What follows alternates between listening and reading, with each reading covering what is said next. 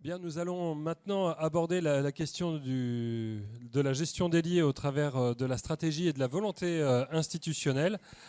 Avec nous en visio Françoise Aubert de l'hôpital Saint-Joseph à Paris, donc une clinique qui répond de l'hospitalisation, enfin, une hospitalisation privée non lucrative.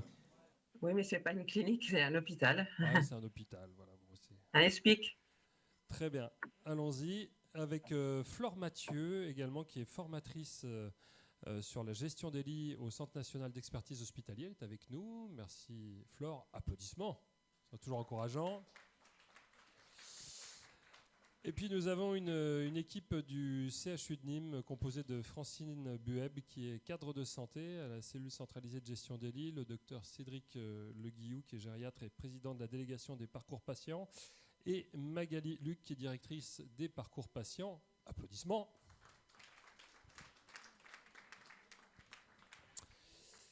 Merci à toutes et à tous d'être présents donc avec nous. Donc, Françoise Aubert, on le disait, hein, voilà, vous êtes responsable du parcours patient à l'hôpital Saint-Joseph, donc l'établissement privé non lucratif à Paris. C'est 2 sites, je crois, c'est bien ça?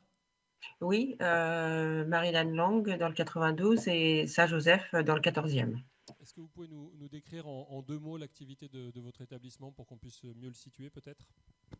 Alors, tout l'hôpital Saint-Joseph, donc le site Saint-Joseph dans le 14e, donc, est un établissement qui comprend 619 lits avec un service d'urgence 24/24. Avec des spécialités polyvalentes comme la médecine et la chirurgie, sauf que nous n'avons pas de neurochirurgie. Et le site Marine Lanlang est plutôt, comment dire, très spécialisé dans tout ce qui est chirurgie cardiaque et notamment la chirurgie de la petite enfance congénitale. Merci. Oui, pardon. Non, les deux établissements ne fonctionnent pas tout à fait de la même façon quant à la gestion des lits, mais peut-être on y reviendra plus tard.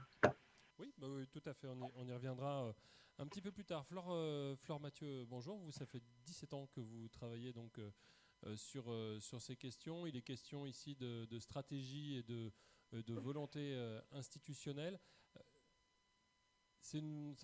La volonté, elle doit d'abord partir de l'établissement, elle ne doit pas venir du corps soignant ou du corps médical. Ah, Les deux doivent se rejoindre.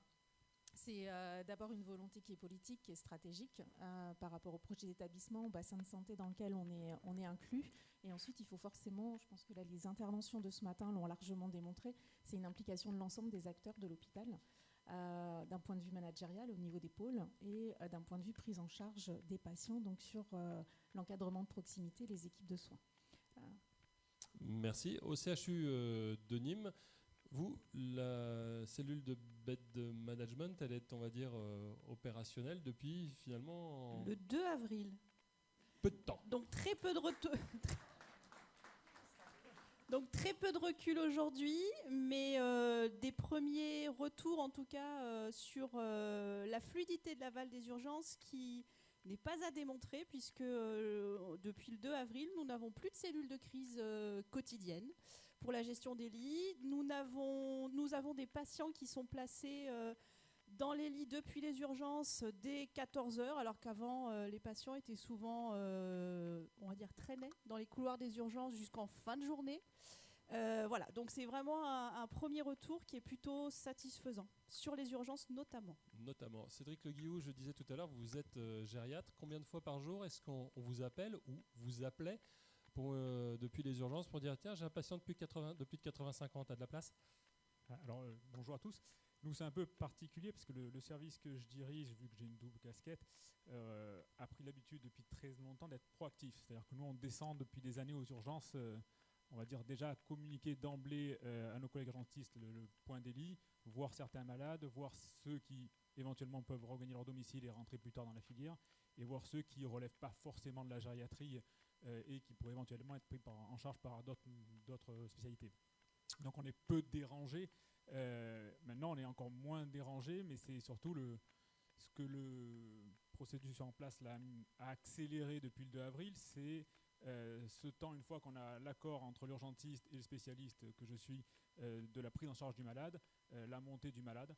Alors là aussi, on est un peu atypique par rapport à ce qu'on a entendu ce matin. Nous, on a des sorties le matin majoritairement depuis des années pour essayer justement de raccourcir ce délai on va dire, de prise en charge du malade qui, une fois qu'il est cadré, conclu aux urgences, entre guillemets, stagne ou sédimente dans le service ou dans le couloir des urgences le temps d'avoir une place en hospitalisation. Donc on essaie au maximum de faire des sorties le matin pour faire monter les malades le plus tôt. Et là, pour l'instant, on a gagné un petit peu de temps entre l'accord médical et l'arrivée effective du malade dans des conditions hôtelières et prise en charge acceptables. Merci. Flore Mathieu, est-ce qu'il y a une méthodologie miracle suivant les établissements à mettre en œuvre pour que la mise en place d'une gestion des lits se fasse de la façon la plus fluide possible? Alors miracle non, parce que sinon cette journée n'aurait pas lieu. Je pense qu'on l'aurait déjà tous utilisé. Il y a des pistes, effectivement, moi je crois beaucoup à la transparence, il y a une relation de confiance. Donc on parlait de bed manager, de cellules de gestion des lits. Je pense que le bed manager, ou en tout cas la personne qui incarne cette fonction-là dans l'établissement, doit avoir un vrai leadership, doit tisser une sorte de toile en termes de relations, et c'est le commercial de l'hôpital de la gestion des lits. Il faut se baser sur... Il faut mettre le micro bien près de la bouche. Vous le collez au menton et c'est parfait. Parfait, oui, effectivement. Du coup, en termes de méthodologie, quand on parle de transparence, je pense qu'il faut partir sur des chiffres. Parce que ça fait un point de départ qui va nous permettre de déterminer vers là où on veut aller. Alors, avant d'aller sur la guerre des chiffres, est-ce qu'ils sont justes ou pas, en fait, il faut se dire que c'est une photo de départ. Et en fonction de ça, on travaille, on se fixe un objectif et on regarde comment on avance. Et ensuite, un deuxième point, en tout cas, que moi j'ai pu voir à travers les différents accompagnements que j'ai pu mener sur ce sujet-là, c'est quand il y a des soucis, quand il y a des irritants, il faut les traiter et les traiter à froid. Il ne faut pas les mettre sous le tapis. Donc, il faut laisser à tout le monde la possibilité de s'exprimer, leur donner une visibilité sur quand ces difficultés ou ces irritants seront traités et revenir dessus, réajuster sa position et surtout ne rien laisser marquer dans le marbre. Tout peut être réajusté. En fait, il faut avancer petit à petit. Il y a on a parlé tout à l'heure des petits pas. Je pense qu'effectivement, il faut avancer à petits pas. J'ai un jour un médecin qui m'a dit dans la grotte de l'ours, il faut avancer à pas de plomb. Et je pense qu'effectivement, c'est quelque chose qui m'a marqué. C'est avancer, poser les jalons, poser des fondations pour pouvoir construire derrière. Et les fondations, elles se construisent avec la confiance et la transparence. D'où ces chiffres-là. Ouais, par contre, il ne faut pas garder des semelles de plomb parce que si l'ours il vous court après, il faut pouvoir sortir vite quand même. Hein. Mais normalement, si on est transparent, l'ours ne court pas après puisqu'on lui dit qu'on tient compte de ses problèmes. Il y a des difficultés tous les jours. Donc, c'est tenir compte des contraintes des uns et des autres, tenir compte des difficultés aussi ponctuelles d'un service par rapport à une charge en soins. On parle beaucoup de lits. Je pense qu'il faut aussi inclure la charge en soins des services. C'est pas forcément tous les lits sont-ils remplis ou est-ce qu'on a pu dédoubler une chambre, mais des fois, il faut laisser aussi un lit vide parce que la charge en soins des patients est très importante. Alors cette question de la charge en soins, j'aimerais qu'on y vienne avec vous, peut-être Françoise Aubert. Est-ce que vous la prenez en compte dans votre gestion des lits au quotidien à l'hôpital Saint-Joseph ? Alors oui, effectivement, c'est quelque chose de très important parce que du coup, nous, c'est vrai que notre cellule de gestion des lits a été créée en 2011 et on a été un peu l'établissement précurseur dans la gestion des lits, avec un directeur qui était très très volontaire et effectivement une direction qui poussait donc vers ce nouveau métier. Et du coup, à l'origine, c'était aussi pour libérer du temps de cadres, parce que les cadres disaient qu'ils passaient beaucoup de temps à la gestion des lits. Donc, ça a été aussi difficile par rapport à eux et par rapport aux médecins. Par rapport à la charge en soins, je suis tout à fait d'accord. D'autant que moi, j'ai la chance d'être une ancienne soignante et en tant que responsable, je fais très attention à écouter aussi les services et les cadres. On a fait quand même une espèce de cartographie en fait des soins, si vous voulez, des patients, parce qu'on a une culture quand même de l'hébergement assez importante. Et donc, on arrive à héberger les patients, mais on fait attention, et d'une, à la charge en soins, et de deux, aux soins un peu spécifiques de certaines pathologies. Donc, mais ça nous arrive quand même de mettre de la médecine en chirurgie, et parfois de la chirurgie en médecine. Voilà. Et on fait attention, oui. Question pour le CHU de Nîmes, où vous avez pour le coup toutes les spécialités qui sont présentes sur site.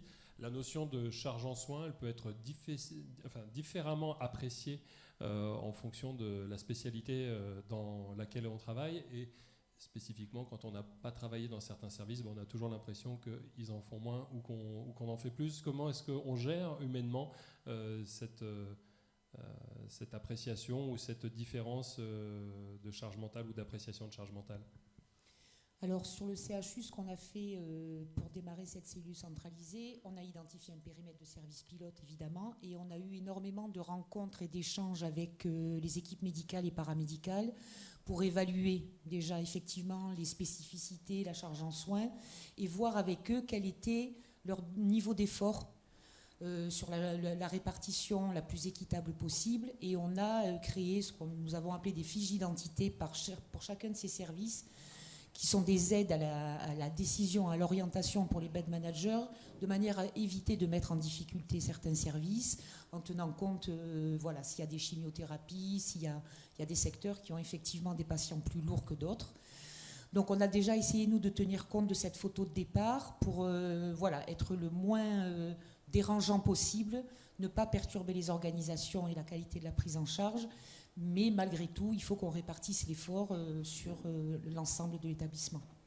Alors Cédric Le Guillou, une question pour vous sur ce sujet d'un point de vue très pratique. Il y a des lits qui sont ouverts, mais parfois ils sont ouverts et on a des places.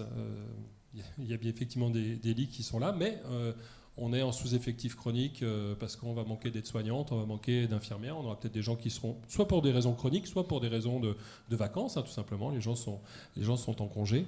Et puis la direction n'entend pas forcément fermer ces lits. Ils apparaissent comme disponibles dans un système. Et pourtant, les gens ne pourront pas forcément accueillir le patient dans de bonnes conditions dans ce service. Est-ce que ça, c'est une notion que vous avez essayé d'aborder dans votre mise en place du bed management à l'hôpital? Alors oui, c'est une notion qu'on a évidemment abordée. Alors moi, pas tellement sur le plan de la ressource humaine paramédicale, c'est plus le rôle de la direction des soins. Moi, j'ai la chance d'avoir une équipe mobile. Donc, ce que décrivaient mes collègues tout à l'heure de lits, entre guillemets, pas forcément déclarés quand on faisait un recensement téléphonique, moi, je me déplace dans les services. Donc, ils connaissent mon équipe, ils vont pas, on va dire...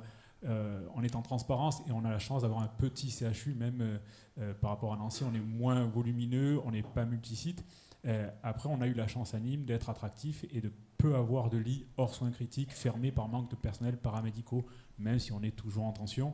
Alors, on a, comme certains services et comme certains établissements, choisi de passer en 12 heures pour économiser un peu de la ressource, mais on a très très peu de lits fermés. Après, on manque peut-être aussi de lits, c'est pour ça qu'on est plus dans une politique, nous, d'ouvrir des lits en ce moment que d'enfermer, quoi. Alors, juste pour resituer géographiquement la façon dont est organisé le CHU de Nîmes, vous dites on n'est pas multisite, c'est une multitude de petits pavillons. C'est pas non plus le CHU de Grenoble où on a un bloc d'immeubles. Oui, alors l'ensemble des pavillons pour le site principal de Carremo sont quand même tous reliés par des galeries, sauf un. C'est pas Grenoble effectivement, c'est pas la Timone à Marseille, mais c'est quand même pas non plus Toulouse avec multisite ou Nancy qu'on a pu voir qui est très géographiquement distinct. Nous, on a 3 sites principaux. L'un qui est Serre Cavalier, qui est de l'hébergement, qui est de l'aval, mais qui n'est pas le côté, on va dire, gestion du lit au quotidien. Un autre qui est le Gros du Roi, qui est plutôt du soin de suite. Et après, l'essentiel, 90% de notre activité est quand même concentré sur quelque chose à taille humaine, et en tout cas avec des petites équipes qui se connaissent. Donc, on a cette transparence-là. Et l'idée de la gestion centralisée, c'est vraiment ça. C'est d'avoir une transparence, c'est une nécessité, mais d'avoir cette vision globale pour, on va dire, lisser cette appréciation qu'on a de dire « Ah oui, le voisin travaille moins que moi » ou « J'ai une charge de travail bien supérieure aux autres ». Là, on va avoir une connaissance des services. Tout à l'heure, vous parliez des bed blockers. On aura sur l'année le nombre de bed blockers et où est-ce qu'ils sont allés, et avec une mémoire un peu collective de l'effort qui a été consenti par tel ou tel service ou tel pôle, ce qu'on n'avait pas jusqu'à présent. Françoise Aubert, il y a des services que vous n'avez pas dans votre hôpital, mais vous pouvez avoir quand même malgré tout une problématique pour ces patients. Bon, on va rester dans la thématique de la gériatrie. Je regardais sur votre site, vous n'avez pas de service de gériatrie. Comment est-ce que vous gérez ces patients? Vers quels services vous les adressez? Alors, on a quand même dans la fondation, on a un hôpital dans l'enceinte de la fondation qui est un hôpital gériatrique, l'hôpital Bélan, avec lequel nous travaillons. Malheureusement, donc il y a quand même un gériatre de cet hôpital qui vient tous les matins au staff ou qui se déplace dans les services pour voir les patients qui ont été hébergés de spécialité gériatrique. Et sinon, nous avons développé des partenariats aussi extérieurs, donc en dehors de Saint-Joseph. Et sinon, on a quand même un grand service de médecine qui contient quand même 55 lits et qui nous prennent aussi des patients de gériatrie. Mais on a une très forte population gériatrique puisque nous sommes dans un arrondissement, le 14e, qui est assez âgé. Et donc, on peut avoir 10 patients le matin aux urgences portes de gériatrie. Et parfois, on est obligé d'héberger des patients de gériatrie et qui vont rester 2-3 jours dans les services avant de trouver un aval. Merci pour cette précision. Flore Mathieu, le docteur Le Guillou parlait du patient bed blocker. Est-ce qu'il existe un profil type en France du patient bed blocker ? Je ne sais pas. En tout cas, c'est un sujet dont il faut que les établissements s'emparent. La commission des séjours longs a été citée, je ne sais plus dans quelle intervention, c'était la première ou la deuxième. C'est clairement, il faut définir des critères et à partir de quand est-ce qu'on fait remonter cette situation-là à la direction de l'établissement, direction du pôle, direction de l'établissement pour que ça ne traîne pas. Je pense que c'est surtout ça. Ensuite, il y a des patients, ils sont connus, il sera difficile de leur trouver un aval, mais je pense que le pire, c'est de les oublier. En fait, quand bien même les solutions sont difficiles à trouver, quelquefois 6 mois, 9 mois, 1 an, il faut toujours qu'on puisse revenir sur ce dossier-là et qu'on essaye de faire avancer le sujet pour trouver une sortie qui soit plus appropriée qu'un lit de MCO. Françoise Aubert, vous avez, établi un profil type du bed blocker dans votre établissement ? Oui, alors je dirais que deux spécifiques. Les personnes, on a un service de neurologie, donc on a par exemple là 2 personnes qui sont présentes chez nous depuis presque 2 ans. Donc ce sont des personnes qui sont arrivées sans identité. Donc on a énormément de mal même si on avance, mais on a énormément de mal avec le mandataire judiciaire, de trouver une solution d'aval. Donc voilà, des personnes issues de neurologie avec des troubles cognitifs, pas de famille, isolée. Et puis sinon, des patients qui sont isolés, précaires, qui n'ont pas de droits ou qui n'ont pas de revenus. Et on a quand même une équipe d'assistantes sociales, d'abord une équipe d'assistantes sociales qui assiste au staff tous les matins aux urgences, et puis qui œuvre pour trouver des solutions avec les partenaires, l'ARS, la CARSIC, etc. Mais voilà, c'est un peu les 2 profils types. Anime, donc vous allez l'établir, mais cette situation sociale, vous pouvez aussi la rencontrer dans un CHU par définition, j'allais dire. J'ai envie de dire même combat. On est à peu près sur le même profil de patients, des patients plutôt âgés, mais pas que. De forte fragilité sociale pour lesquelles on n'a pas de solution. J'ai un exemple qui me vient en tête, c'est un patient jeune qui a moins de 40 ans, qu'on a extrait d'un service de médecine infectieuse pour le placer en MPR au niveau du site du Gros-du-Roi et qui est en attente de place pour un foyer médecine physique et réadaptation, et qui est en attente d'une place en femmes, donc en foyer d'accueil médicalisé, sachant que les places en femmes, en tout cas la durée moyenne de séjour en femmes, c'est 5 ans. Donc vous pouvez imaginer le délai d'attente de ce patient. Voilà, donc pour moi ça c'est un vrai bed blocker où pour le coup on a vraiment utilisé tout le panel des outils qu'on pouvait utiliser, qu'on avait à disposition et pour lequel on n'a pas de solution. Merci. Est-ce qu'on a une question ? Ce que je voulais juste dire, c'est qu'il y a un vide en fait pour les personnes qui ont moins de 60 ans. Et effectivement, ces personnes qui ont 40 ans, 50 ans, on a vraiment beaucoup de mal à trouver des lieux d'aval. Merci. Est-ce qu'on a une question d'ores et déjà pour nos invités ? Pas encore. Ça va venir ? Ah, monsieur, allez-y. Bonjour, Laurent Maillard, urgentiste dans le Lot-et-Garonne. Notre président nous a dit que fin de l'année, on n'aurait plus de patients de plus de 75 ans aux urgences. Lequel de président ? Parce qu'on n'a que des présidents. De la République. Donc moi, ce que je voulais savoir, c'est dans votre scope, est-ce que vous avez pris en compte le fait d'organiser une filière pour que ces patients de plus de 75 ans ne passent plus par les urgences ? Alors, moi, je peux répondre pour Nîmes. On l'a vu, hein, l'enjeu du bed management, c'est vraiment de ne pas opposer le programmé et le non programmé. Et donc, en parallèle de tout ce qui est gestion des lits, très centré sur les urgences, il y a tout ce qui est programmation aussi. Et on est incité par notre agence à la fois à prendre de manière directe les patients de plus de 75 ans. Donc, on a des financements pour ça et on le fait. Alors, nous, on a la chance à Nîmes d'avoir une PSPA qui est on va dire, une plateforme ouverte sur la ville à tous, aux horaires de bureau pour favoriser l'entrée dans la filière. Pardon, PSPA, tout le monde est... Une équipe parcours spécialisée personnes âgées, Merci. Qui est l'évolution des plateformes Covid qu'on a connues pendant la crise sanitaire. Et nous, historiquement à Nîmes, on a un numéro dédié au docteur H24 pour les admissions directes qui existe depuis plus de 10 ans. Donc oui, on a cette capacité-là. Alors tous les malades ne peuvent pas relever d'une entrée directe. Le côté, on va dire, plateau technique des urgences, parce qu'on ne peut pas, on va dire, forcément, on connaît le malade, on connaît la pathologie, il n'est pas gérable en ville, effectivement, il relève d'une entrée directe. Le malade a juste, on va dire, un critère d'âge qui est gériatrique, une problématique aiguë, mais qui peut éventuellement relever d'un service de chirurgie ou d'un soin technique qu'on ne réalisera pas en gériatrie, c'est lui faire perdre des chances si je l'admets en direct, parce que je vais avoir plus de mal à le, on va dire, réorienter. Mais pour répondre à votre question, oui. En termes de chiffres, on a baissé les admissions directes pendant le Covid, on est en train de les remonter. On est aux alentours de 25% et on espère être aux alentours de 40% en fin d'année prochaine.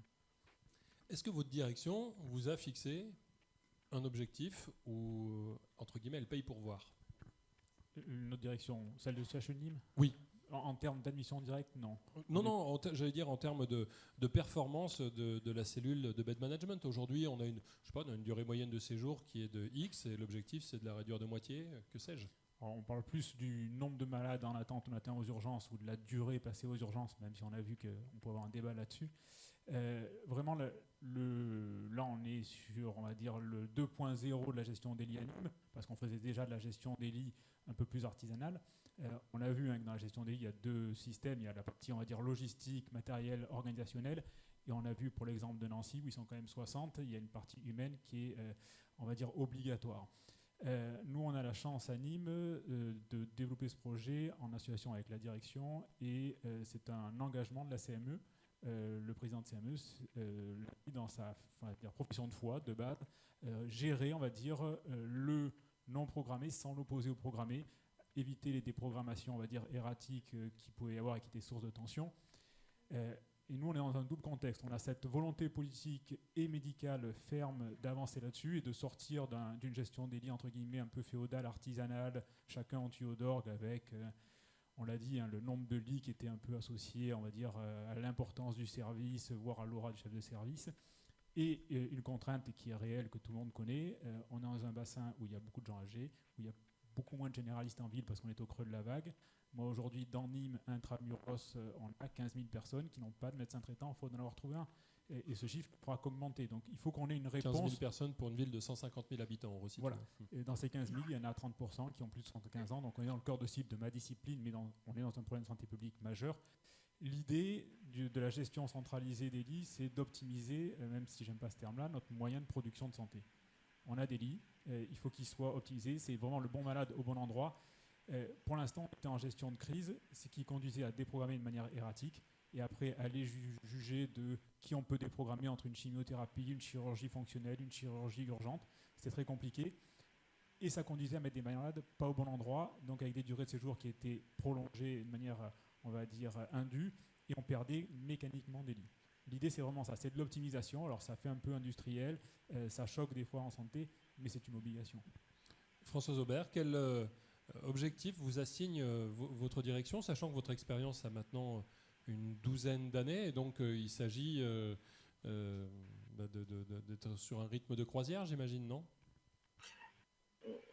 Pas vraiment. Enfin, oui, non, parce que si vous voulez, la cellule a beaucoup évolué.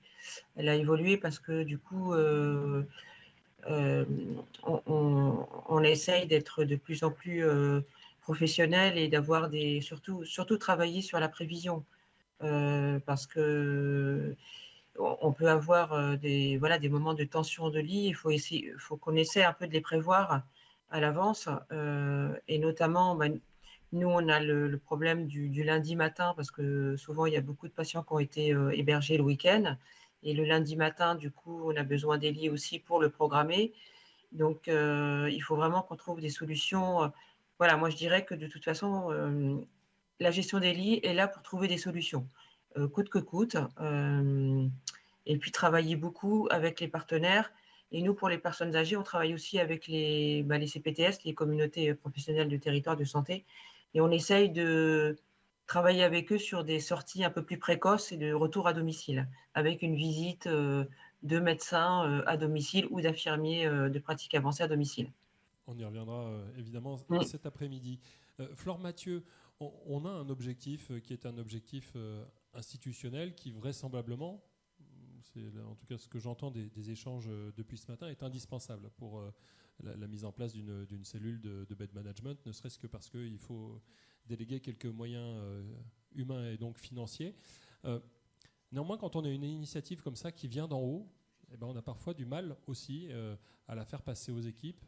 Et dans un système de soins français où on a une direction des affaires médicales, où on a une direction du soin ou encore une gestion administrative, où finalement on a une gestion un peu silotée, est-ce que cette organisation ne nuit pas à la mise en place de tels outils qui sont plutôt transversaux? Alors la question est, si l'impulsion vient d'en haut, est-ce que ça fonctionne? Oui, c'est d'accord. Pardon, Alors en fait, plus simple. je pense que l'impulsion, on en a parlé, elle est transverse. L'impulsion, elle vient de la base. Il faut qu'elle soit appuyée par la direction. Il faut qu'elle soit appuyée par les instances de l'établissement, que ce soit le comité de direction ou la CME. La base va faire en sorte de créer cette légitimité, cette relation de confiance, parce que va offrir une solution à l'ensemble des irritants auxquels sont confrontés tous les jours, et les services d'urgence et les services d'hospitalisation. En fait, ces points de friction-là. Si ce n'est pas appuyé effectivement par une réelle volonté de l'établissement, cette cellule de gestion des lits, elle a un grand enjeu stratégique, parce qu'en fait, on parlait de bien occuper ces lits, d'avoir une bonne capacité de production de ces lits de soins, ce qui est une réalité. On a un outil, comment est-ce qu'on peut optimiser les capacités qui sont mises à notre disposition, les capacités lits, les capacités RH. Mais ça a également un gros volet stratégique. Parce qu'il faut dimensionner le bon nombre de lits. Et le bon nombre de lits, c'est quoi? C'est en fonction du bassin de santé dans lequel on se trouve, quels sont les besoins de ma population, quelles sont les difficultés, le non programmé auquel je dois faire face tous les jours. Donc là, les services d'urgence ont effectivement un grand rôle à jouer sur ce dimensionnement-là. Et ensuite, c'est le projet médical et le projet d'établissement. Donc quand on a mis ça ensemble, et du coup on voit bien qu'il y a toute la chaîne de fonctionnement de l'hôpital qui doit travailler ensemble pour déjà définir quel est le volume de lits qui va me permettre de remplir ma mission à moi en tant qu'établissement de santé. La mission du CHU de Nîmes ne sera pas la même que celle du CH de Carcassonne ou de la PHP ou des hospices civils de Lyon. Et une fois qu'on a en tout cas évalué le besoin, c'est là où on va pouvoir travailler sur comment est-ce qu'on va pouvoir faire coïncider l'activité programmée. Je pense qu'on est tous d'accord pour dire que c'est quelque chose sur lequel il faut absolument qu'on capitalise, ne serait-ce que pour l'image de l'établissement et les recettes aussi de l'établissement. Quand on déprogramme un patient, à un moment donné, le patient n'est pas très captif, hein, donc il peut aussi aller ailleurs. Les recettes, il faut qu'elles soient assurées par cette activité programmée. Il y a l'activité d'aval des urgences, mais il y a également, vous l'avez cité, les entrées directes. En fait, le non programmé ne se fait pas que par les urgences, il y a aussi une partie d'entrée directe. Et ça, il faut tenir compte aussi que certaines spécialités fonctionnent aussi avec leur liste un petit peu de patients d'urgence. Et ça ne peut se faire qu'avec la discussion et trouver le bon curseur. Et le curseur qui est valable à un moment donné ne sera peut-être pas à T+1 mois ou T+6 mois. Donc il faut toujours être dans le dialogue. Il y a une notion peut-être de saisonnalité qui rentre en ligne de compte. On a beaucoup d'opérations qui se font après les vacances de Noël, hein, pour faire simple, plus qu'avant en général. Est-ce qu'il faut arriver chez vos collègues chirurgiens à casser cette saisonnalité pour davantage lisser la programmation des opérations? Alors, moi, je ne suis pas médecin, je ne vais pas pouvoir répondre sur ce volet-là. En revanche, ce que je m'aperçois depuis que je travaille sur ces sujets, c'est que la saisonnalité, si on analyse les chiffres qui sont issus de la direction des affaires médicales, enfin du DIM tout simplement, du nombre d'entrées, on peut tout à fait prévoir cette saisonnalité-là. Les épidémies, on sait à peu près à quelle période elles vont arriver. Alors certes, la grippe, on n'est pas capable de dire à telle date on va avoir le pic, mais on le sait 15 jours avant. On sait que ça va monter en charge. Donc c'est des choses qui pour moi sont prévisibles, même si le laps de temps est assez court. Après la saisonnalité, il y a des spécialités chirurgicales qui fonctionnent avec une saisonnalité saisonnière. Du moment qu'on en a connaissance, on l'intègre dans les lits. On l'intègre. Cédric Le Guillaume. Voilà, c'est NIP. Alors, l'idée, c'est d'avoir une vision globale, en fait. Et effectivement, le côté épidémique, on peut le prévenir. On essaye d'optimiser les choses. Après, il y a une limite aussi à la compétence. On ne peut pas imaginer un service de chirurgie ORL adulte va se transformer en pédiatrie pour admettre, les malades de la bronchiolite. Mais on le fait déjà. Cette culture du décloisonnement permet d'avoir une vision globale. Ça s'est fait en 2020, mais... Les services de pédiatrie ont été les plus épargnés pour le Covid, voilà. Mais on le fait déjà. Et le fait de décloisonner, de ne plus avoir, on va dire, un service qui ne fait que de la gériatrie, qui ne restera que de la gériatrie, avec une propriété sur ses lits, ben, ça commence à accompagner ce changement de culture, mais ça va prendre du temps. Comment est-ce que ça se passe à l'hôpital Saint-Joseph, cette relation interservice quand il s'agit de se passer des patients? Vous avez dit de se passer des patients? Oui, de se les transférer, si vous voulez, pardon. Alors, c'est vrai que maintenant, c'est quand même rentré dans la culture, surtout en cas de tension de lit, hein, parce que bien sûr, on essaie au maximum de placer le bon patient dans le bon lit, mais en fait, il y a d'abord en fait, des règles. Des règles, c'est la chirurgie, c'est d'abord le patient dans le pôle, ensuite chirurgie, médecine, et sinon médecine, chirurgie et chirurgie-médecine, mais assez rare. Voilà, donc, et puis ce qu'on essaie de faire, donc du coup, on a un fichier tous les matins qui arrive qui s'appelle fichier hors spécialité, qui en fait donne à tout le monde, l'ensemble de tous les acteurs, médecins et soignants, le lieu où se trouvent les patients. Pour les petits séjours, on essaie donc le médecin responsable se déplace dans le service pour visiter le patient. Si c'est toutefois un séjour de chirurgie en chirurgie, on peut garder le patient dans le service s'il ne reste pas longtemps. Sinon, les médecins, on priorise, la gestion des lits aussi, priorise le retour dans le bon service. Voilà, c'est comme ça que ça... Et puis parfois, ça peut arriver, effectivement, en fin de journée, de proposer à un patient des urgences et qu'il faut absolument lui trouver une place. Et donc, dans ce cas-là, le gestionnaire de lit propose, dans les peu de lits qui restent, et voilà, essaye de... Comme disait Madame tout à l'heure, il faut avoir un bon talent de négociation. Merci. Est-ce qu'on a une question?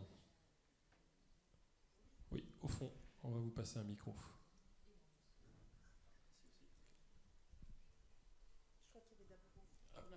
Madame au fond, et puis ensuite devant. Merci. Concernant les patients de 75 ans et plus... Présentez-vous, s'il vous plaît. Ah, pardon. Mireille Comte, coordonnatrice à l'ORU sur le secteur Est, Gare, Hérault, Les Ailes, sur le dispositif depuis mars 2022. Donc, du coup, concernant les patients de 75 ans et plus, est-ce que vous avez la possibilité, lorsqu'ils arrivent aux urgences, de repérer chez cette population-là les passages itératifs et du coup de pouvoir travailler avec d'autres partenaires pour faire un étayage, peut-être pour éviter, je parle par exemple d'une chute à répétition? Alors oui, on a cette possibilité-là. On a plusieurs grilles de fragilité globale pour d'emblée, on va dire, solliciter notre assistante sociale et quel que soit le service où le malade soit hospitalisé, on va dire faire en sorte d'éviter ces passages itératifs et ces recours aux soins non programmés itératifs. Après, ça ne se fait pas au sein des urgences parce que ce n'est pas la mission du service d'urgence de travailler là-dessus, mais effectivement, on y travaille et c'est l'un des arguments qui va pousser, on va dire, les services de médecine à travailler un projet d'entrée en institution éventuellement ou de changement du mode de vie, le fait de surconsommer du soin non programmé pour des motifs qui étaient jugés évitables. Merci. Premier rang. Merci, bonjour, Sandrine Charpentier, je suis responsable des urgences adultes au CHU de Toulouse. J'ai une question un peu provocatrice pour l'équipe de Nîmes.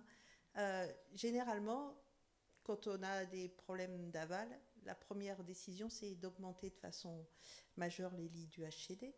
Et est-ce que le fait qu'à Nîmes, vous ayez, sauf erreur de ma part, pas du HCD physique, induit forcément une obligation de réussite de cette cellule d'ordonnancement plus que de se dire que l'UHCD palliera au problème d'aval. Alors Annie, effectivement, le choix de l'équipe des urgences et de la CME précédente était de ne pas avoir du HCD, mais d'avoir un service d'UMCH, c'est-à-dire d'unité médico-chirurgicale gérée par des urgentistes, qui a une DMS plus de 7 jours et pas de 48 heures comme une UHCD classique. Donc on a d'autres services, on va dire, qui jouent ce rôle-là. Je pense qu'on a pas plus, pas moins l'impératif de réussite que de régler le problème de gens qui passent une nuit aux urgences dans un couloir fictif qui n'existe pas. Là, en fait, moi, je fais partie de la génération des docteurs qui sont passés en bas du numerus clausus. Donc, on est, on va dire, en carence médicale. Aux urgences, on est en train de ramasser ce qu'on a semé il y a 25 ans, où c'était accueil des urgences et où il fallait que tout passe par les urgences. Voilà, avec une génération de gens qu'on a formés. C'est la génération de ma maman qui arrive dans le baby-boom, qui demande du soin tout le temps, tout de suite, maintenant. Et on va dire la gestion antérieure qu'on a pu connaître du médecin généraliste qui prescrivait des examens qu'on allait faire dans un laboratoire, à qui on rapportait des résultats, c'est plus compatible avec les attentes d'aujourd'hui, donc les gens surconsomment du soin. Mais on n'a pas plus de besoin. La problématique des malades du HCD antérieur, maintenant on a des services à Nîmes qui sont très bien dotés en termes de permanence des soins, donc ces gens-là on les surveille aussi bien que dans une UHCD, et on les gère en médecine polyvalente, on les gère en médecine interne, parce qu'on a un service de médecine interne qui fait beaucoup de post-urgence. Et c'est vraiment un gros débat qu'on a régulièrement. Est-ce que c'est, maintenant que la médecine d'urgence est devenue une spécialité, est-ce que c'est du rôle de l'urgentiste de gérer de l'hospitalisation chronique ? Voilà. Après, ça permet, on n'a pas parlé, on va dire, ce matin, j'avais une question à poser aux collègues de ce matin. Nous, avant la crise Covid, on avait la volonté justement dans le côté accompagnement du changement de faire ce qu'on appelle un vie-ma-vie, de demander à des docteurs de spécialité qui ont plus fait de garde d'urgence depuis quelques temps de descendre un peu aux urgences, voir comment ça se passait, et à contrario, de demander à des collègues urgentistes qui n'ont pas la même, on va dire, mesure du temps de travail, pas le même emploi du temps, de montrer, voir ce qui se passait de l'autre côté pour partager un peu. On commence à le faire avec l'équipe de gériatrie et celle des urgences, mais on va essayer de le développer un peu plus, parce qu'encore une fois, alors nous, on est un peu plus tendu à Nîmes, on va plus imposer des choses, mais ça passe par un accompagnement au changement quand même. On a vu que... Quand vous dites on est un peu plus tendu, qu'est-ce que vous entendez par là ? C'est-à-dire qu'on va être moins dans le dialogue. Tout à l'heure, j'entendais notre collègue de Nancy, il faut que le pneumologue accepte l'hébergement. Alors nous, on a la même règle de l'hébergement est limité en nombre. On ne va pas mettre 20 hébergements à la gériatrie et 0 aux autres. On répartit la charge de travail. Mais si tout le monde dit non, il y a un moment où il va quand même falloir que quelqu'un l'accepte. Parce que a contrario, mon collègue des urgences qui gère le couloir, il n'est pas là pour gérer 35 malades, et encore moins qui sont plus graves au jour où on parle que la veille où ils sont arrivés, parce qu'ils ont, entre guillemets, attendu dans des conditions qui ne sont pas compatibles avec la gestion des malades. Donc il y a un moment où on impose des choses. Alors on essaye de ne pas imposer un malade qui sort des compétences pour ne pas faire perdre de chance aux malades ou courir des risques, mais si très clairement on est en face de quelqu'un, et encore une fois c'est extrêmement rare, qui ne veut pas être conciliant, qui décide qu'il n'a pas envie de donner sa quote-part au CHU, voilà, c'est une quadrature du cercle. Allez-y, donnez des noms. Non, c'est pas la question, mais l'exemple typique, la discussion typique qu'on a, c'est qu'on ne peut pas demander aujourd'hui, quelle que soit la spécialité, on a un CHU qui est formidable à Nîmes, de vouloir avoir la dernière IRM, d'avoir l'AREA qui marche bien, d'avoir l'interne de garde, mais à côté de ça, de vouloir fonctionner comme, entre guillemets, un cabinet de groupe de spécialité avec toute cette hôtellerie-là. Donc c'est un échange de bons procédés, et encore une fois, c'est extrêmement marginal. Tout à l'heure, vous avez parlé de la volonté de faire gagner du temps cadre ou du temps docteur. Nous, on est vraiment basé aussi là-dessus, mais surtout pour redonner du sens. L'idée, c'est que les docteurs s'occupent de la médecine. La question qu'on pose à un docteur spécialiste, que ce soit l'urgentiste qui l'appelle ou que ce soit un collègue généraliste, c'est est-ce que ce malade a besoin d'être hospitalisé, oui ou non ? Est-ce que ce malade doit être hospitalisé dans ton service ou pas ? C'est la deuxième question. Après, ça devrait s'arrêter là. Et on se rend compte qu'aujourd'hui, les docteurs passent des heures à chercher un lit. Au final, on finit par prendre le malade. Et pour les malades des urgences, au final, on finit par les gérer, mais on les gère avec 24 heures de retard. Notre objectif, c'est de gagner ces 24 heures et d'être, pas flux tendu, mais d'arrêter cette attente injustifiée aux urgences dans des conditions qui ne sont pas adaptées et qui conduisent, on a parlé des gens un peu âgés, à une dépendance iatrogénique, donc à des gens qui sont plus malades en sortant des urgences qu'en y rentrant, ce qui est quand même paradoxal et ce qui a un coût énorme pour la société. Tout à l'heure, on parlait du coût, excusez-moi, du système de gestion des lits. Ce coût-là, effectivement, il est numérique. 60 personnes à embaucher, c'est un coût. Mais c'est une telle rentabilité à long terme, en termes de santé publique et en termes de finances, si on doit parler de finances, il n'y a pas de photo. Merci. Françoise Aubert, je vous voyais acquiescer pendant l'intervention du docteur Le Guillou.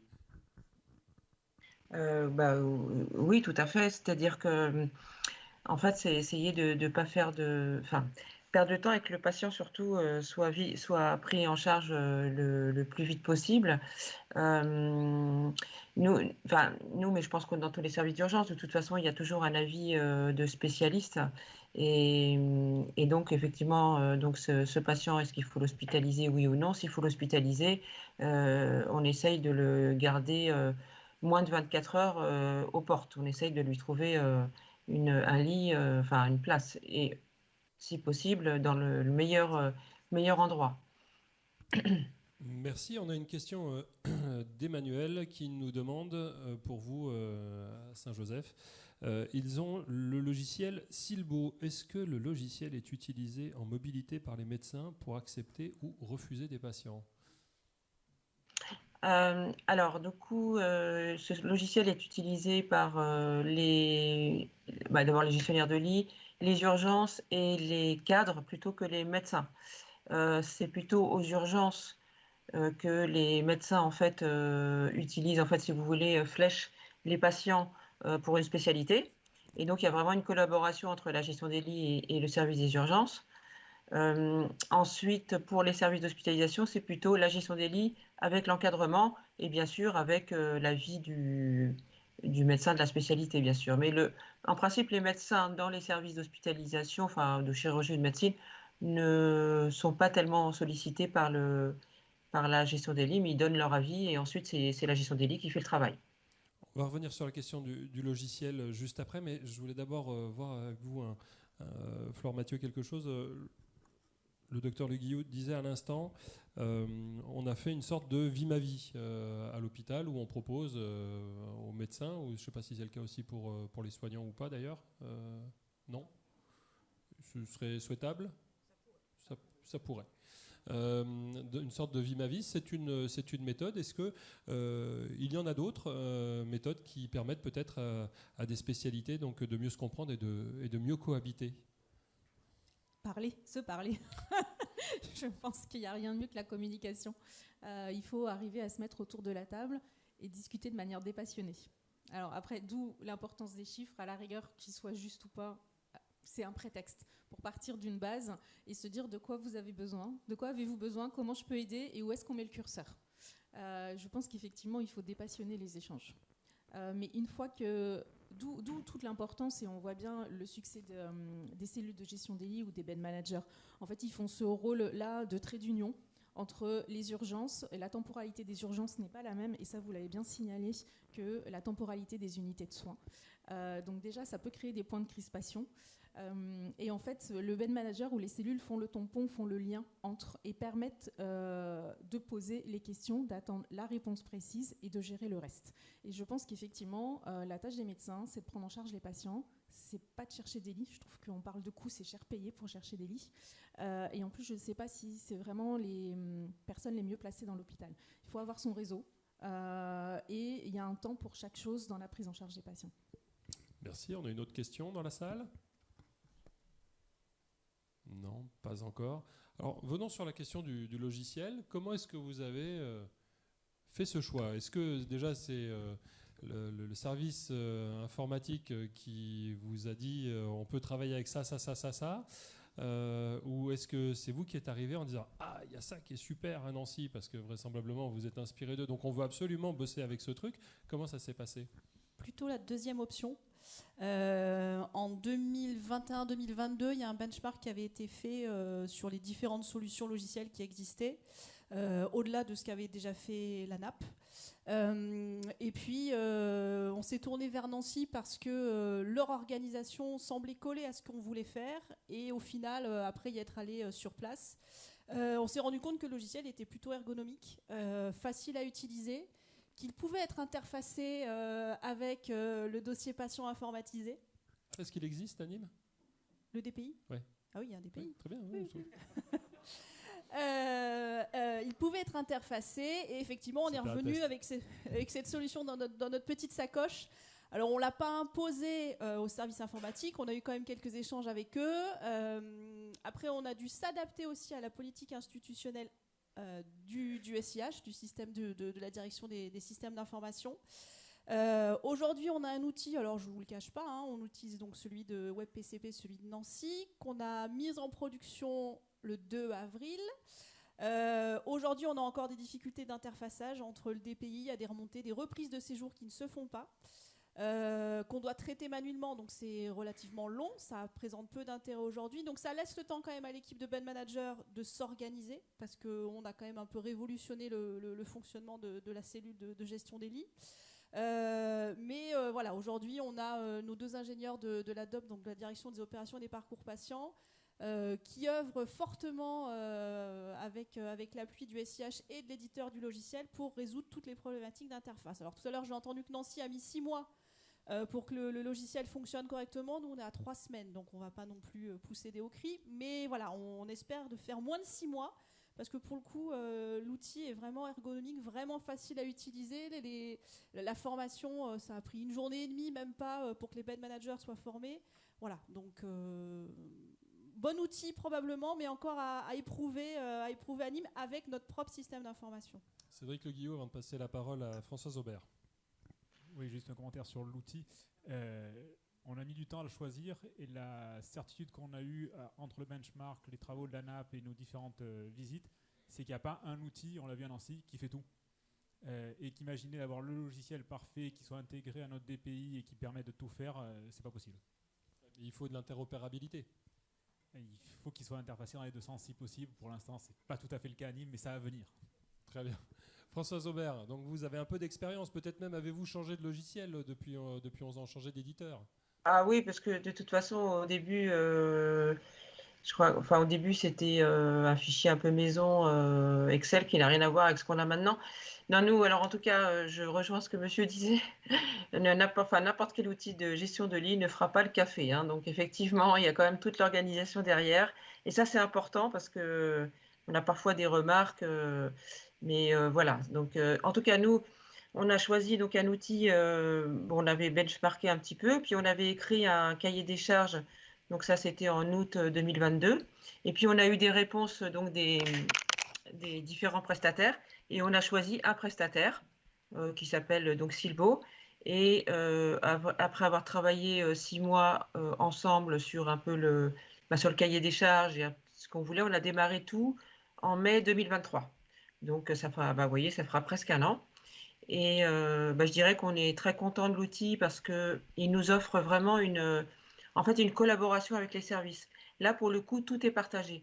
Tout ce que les gestionnaires de lits, les services le voient. Tout ce que les urgences, tout ce que les gestionnaires de lits font pour les urgences le voient vraiment en temps réel. Donc, on a quand même une collaboration qui est vraiment superbe avec un outil qui est aussi facile et ergonomique. Et du coup, il y a beaucoup moins d'appels téléphoniques entre la gestion des lits, les urgences et les services, puisque les gestionnaires de lits marquent tout dans cet outil. On a aussi élaboré un tableau un peu spécifique pour les urgences. Ou si vous voulez, on retrouve pour les urgences un tableau, un écran, avec un peu comme une hall de gare, avec le patient, où il va, dans quelle chambre il va, à quelle heure. Voilà, donc ça plaît énormément aux urgences. Voilà, donc je dirais que vraiment la réussite, c'est que la collaboration, la transparence envers tous les services, et ça permet aux gestionnaires de lits aussi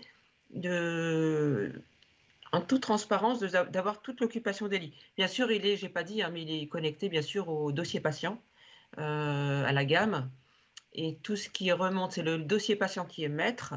Donc les informations remontent dans l'outil de gestion des lits. Par contre, rien ne redescend dans le logiciel de dossier patient. Et nous n'avons pas de dossier médical qui remonte dans le logiciel de gestion des lits. C'est un choix. Alors, vous sentez réagir à côté de moi. Quel était le sens de ce de regard un peu appuyé que je n'ai pas su interpréter, s'il vous plaît? Alors, je vais essayer de décrypter. Donc, effectivement, par rapport à l'hôpital Saint-Joseph, donc nous, on a notre logiciel maître, c'est notre gamme, donc Hexagone, et pas le DPI. Et pour le coup, les informations descendent dans le logiciel de gestion des lits, mais ne remontent pas dans le logiciel de gestion des lits. Pour faire simple et pour être plus clair, lorsque les gestionnaires de lits vont faire un mouvement dans le logiciel de gestion des lits, elles vont devoir faire le même mouvement dans le DPI. Voilà. C'est ce qu'on appelle une interface monodirectionnelle. Le bidirectionnel aurait permis qu'il n'y ait pas ce deuxième mouvement et cette deuxième manipulation. Donc on a dit, pour commencer, effectivement, c'est la politique institutionnelle du SIH de ne pas faire du bidirectionnel. On commence en mono et puis on verra à l'usage si effectivement les bêtes sont suffisamment dimensionnées, si ce n'est pas trop chronophage et si ça a réellement un intérêt de faire le double saisie dans 2 logiciels différents. Merci. Flore Mathieu, tout à l'heure, du côté de Castres, on nous a dit on prend également contact avec nos collègues du centre hospitalier d'Albi pour voir comment est-ce qu'on peut aussi travailler ensemble sur nos lits. Bon, sur ce territoire du Tarn, il y a des cliniques aussi qui sont présentes, comme un peu partout sur le territoire. Est-ce que une collaboration publique-privée sur le bed management est réellement envisageable, ou est-ce que déjà arriver à le faire au niveau de différents établissements publics ou de différents établissements privés, selon de quel régime on dépend, ce serait déjà une bonne chose? Question délicate. Les établissements travaillent avec leur GHT. Après, je pense que c'est des opportunités. Des opportunités et des contacts qu'on a. Je vais avoir du mal en fait à répondre. Parce que... Très bien, vaut mieux le dire comme ça. Je me tournais peut-être vers Françoise Aubert. Vous nous disiez, vous, la difficulté, peut-être, difficulté ou pas, pardon.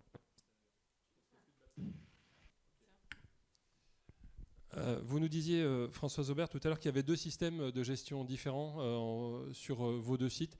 C'est lié à quoi? C'est une question de personnes? C'est une question d'interopérabilité? C'est quoi la raison?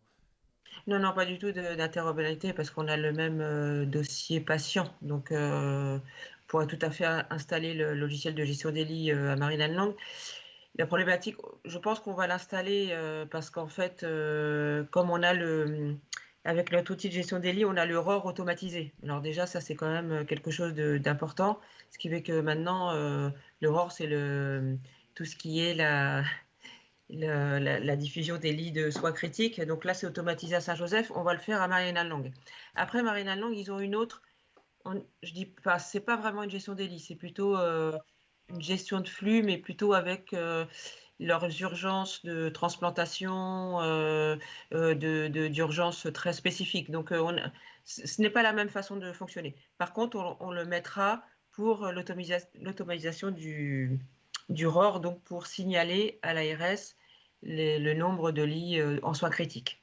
Voilà, parce que nous, là, c'est vrai que ça a été une grande réussite pour nous, c'est que du jour au lendemain, on a pu automatiser le ROR.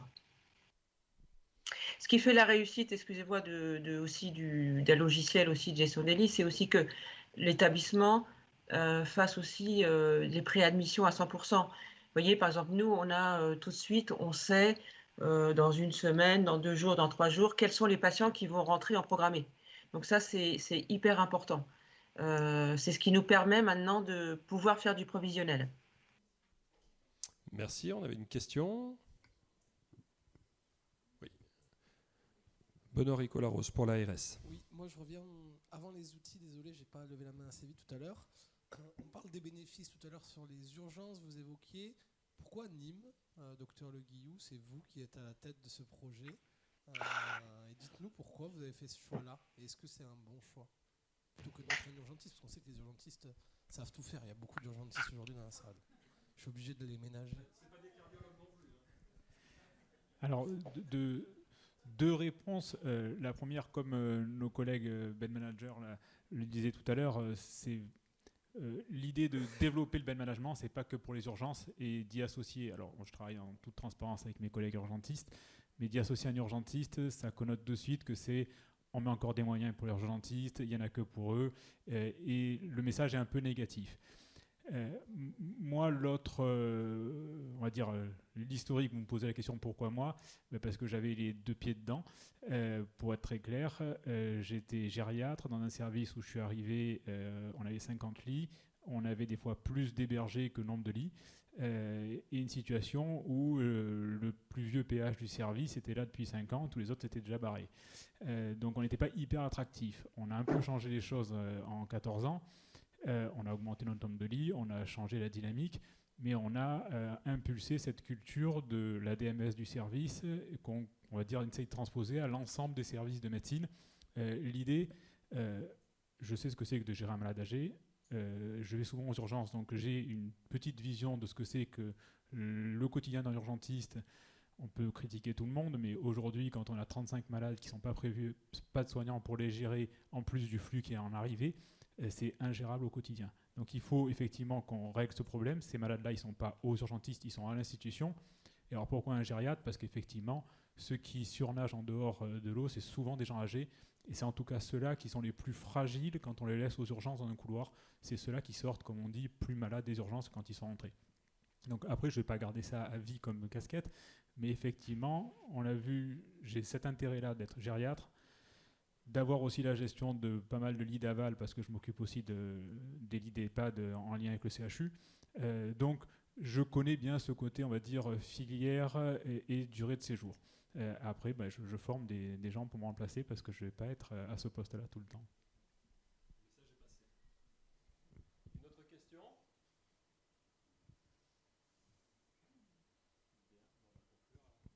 Bien, parfait. Bien, je vous remercie tous les 5. Du coup, merci à vous, Françoise Aubert de l'hôpital Saint-Joseph. Merci à vous, Flore Mathieu. Vous êtes, je le rappelle, formatrice occasionnelle au CNEH. Merci également au service donc, du CHU de Nîmes. Enfin, je vous appelle service par bien. Team Delegation. Alors, le POPS à Nîmes, c'est le programme d'optimisation des parcours patients et des sorties. Eh bien, écoutez, voilà qui va nous donner aussi du peps pour le déjeuner. Merci à tous les 3, Magali Luc, Francine Bueb et Cédric Le Guillou. Merci, au revoir. Alors, je vais juste vous demander d'utiliser votre téléphone portable pour une question qui vous est posée avant de marquer notre pause méridienne.